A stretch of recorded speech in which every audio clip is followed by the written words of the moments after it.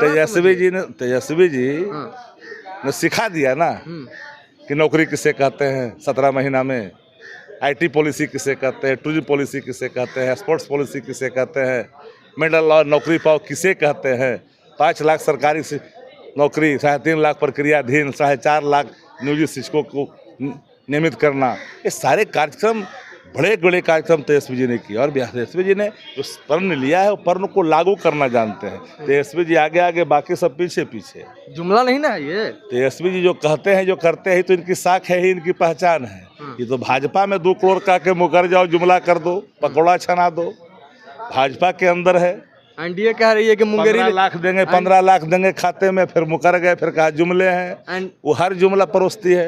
बिहार का अगर प्रति व्यक्ति आय 5500 है, 55,000 है गुजरात का, तो गुजरात को तोहफा दे रहे हैं, बिहार को धोखा मिल रहा है। अब धोखा बिहार बर्दाश्त नहीं ना करेगा। नेता प्रतिपक्ष तेजस्वी प्रसाद यादव ने अभी प्रेस कॉन्फ्रेंस करके एक बड़ी घोषणा कर दी है। घोषणा ये कि जब अगर हमारी सरकार बनेगी 14 नवंबर को हम मुख्यमंत्री पद का शपथ लेंगे, उसके 20 दिन के अंदर में हम ये निर्णय लेंगे कि बिहार के हर एक परिवार के घर में जो है कि सरकारी नौकरी मिलेगी। हमारे साथ बातचीत करने के लिए इस मुद्दे पर राष्ट्रीय जनता दल के मुख्य प्रवक्ता शक्ति सिंह यादव है।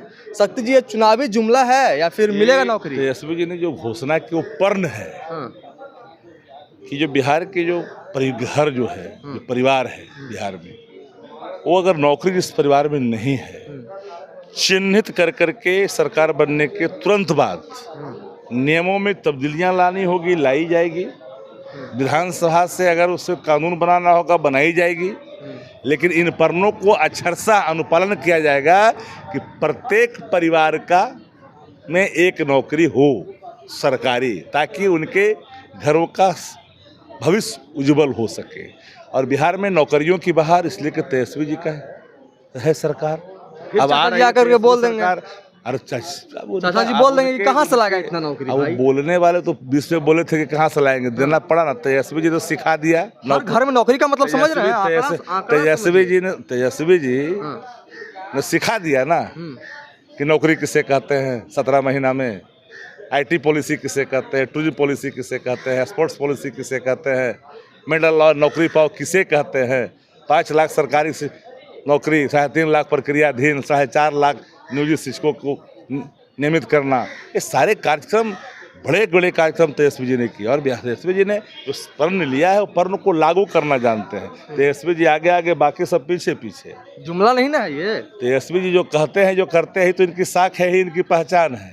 ये तो भाजपा में 2 करोड़ का के मुकर जाओ, जुमला कर दो, पकौड़ा छना दो, भाजपा के अंदर है। एनडीए कह रही है कि मुंगेरी 15 लाख देंगे, 15 लाख देंगे खाते में, फिर मुकर गए, फिर कहा जुमले हैं। वो हर जुमला परोसती है।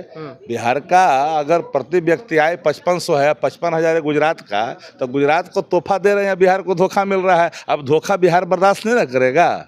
अब तो बिहार अपने पैरों पर खड़ा होना चाहता है।